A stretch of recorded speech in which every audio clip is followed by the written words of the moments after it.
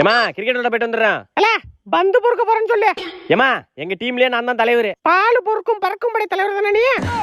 மா உனக்கு என்ன பத்தி தெரியல, பாரு ஒரு நாள் ப்ரூஃப் பண்றேன் பாரு. போடா போர்க்கடா போடா, போர்க்கு போர்க்கு போர்க்கு போர்க்கு.